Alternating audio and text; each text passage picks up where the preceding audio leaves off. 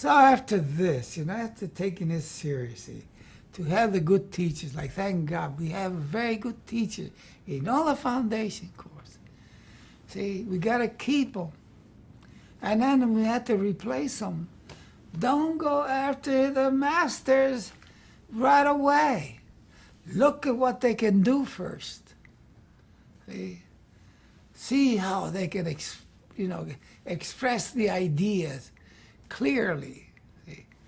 Then you might look at it, oh yeah, well, he's got a master, he's got a BA. See? If he got a PhD, and try to get a job in, I don't know. I think he stole the resume somewhere. See? There aren't very many left now since the College Art Association threw it out, threw the PhD out. I mean, the PhD is fine for art history, very important. Because you got to read every book alive on the history of art. It's very important. See? And I suppose the English and all the academics is very important. So, back in the early days, what did you look for in a teacher? A teacher? Well, I send the portfolio. Before anything, so send a portfolio of art. Let me know what you can do. You see, I remember, it doesn't take long. I remember when Cagitani, the ceramicist, we had Cagitani, one of the best in the country, certainly. Like he got top prize in Rome, Italy. He beat everybody in the world. That's Cagitani. He sent me the portfolio, but I really liked it. And I sent it, what I did, I sent it right to the head of fine arts, Lowell Tolstoy. I said, Lowell, look at this, What do you think? And he said, he would write me a note right on the portfolio, on the outside of the portfolio with a note. I said, fine, I'll call him. I called him up almost the same day. Come on down. We got him in with all expenses paid. We stay overnight in the hotel. We took him to lunch. He was good. He was educated in Japan and in America. He got his master's, I don't know, somewhere out in the west, northwest. And but he had his elementary education, his foundation in Japan. See? He knows ways of modeling clays like nobody else does. So he's very, very good. So after seeing his work, who was excellent, he certainly convinced us right away. And we met him, he was very good. We offered him the job right away. We didn't wait. We didn't even want to go home and think about it. I said, look, you got the job. We didn't want to lose him then, see. That's what it is. Just look at the portfolio. See what they could do.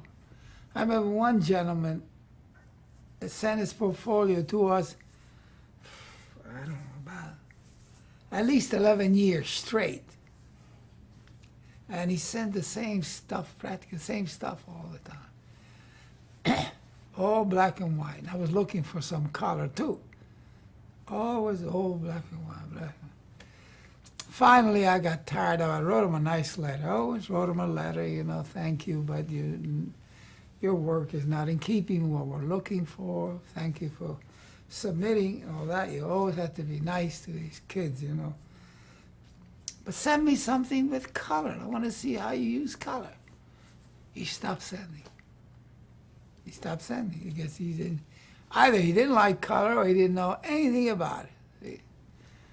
So that was it. And all the others, And we make some mistakes. But in that time, in maybe in 30-some years, we made a couple of mistakes, that's all. You could tell. They send slides, and we always ask them to send some originals too, except paintings or sculptures, You want to bother with that, but slides. So we've been fortunate. We were able to select good people on the faculty, and we do. We have an excellent fine arts is an excellent faculty, foundation, and practically all all the divisions have have good faculty. See? But they had the problem is they had to continue. The attitude has to go for people that can do it. You know, never mind the, you know, even the degrees, although it's the foundation degrees are very important. The academic knowledge of the world is very important.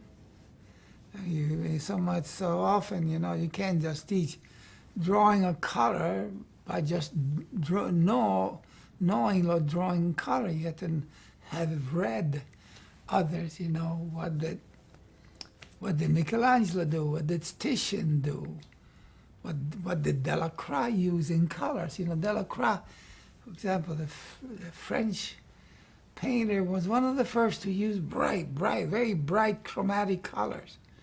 See, one of the first. See, before then, you know, most painters used subdued colors. In the Renaissance, they used, you know, chiaroscuro, which means light and dark, browns, you know, and some blues, some reds, but they didn't have. Of course, then they have the Dutch painters, and I always like sometimes you can't think of all these guys. They're terrific painters, you know. You started to use color, and they were great. See? And then we get on to the precursors to the modern period. See? They began to work with color. Then you had, you know, before the modern thing, you got the pointillists, the expressors of color, you know, all kinds of possibilities of color. See, then you have, of course, the story everybody knows of Van Gogh, Gauguin, and the rest of them, you know.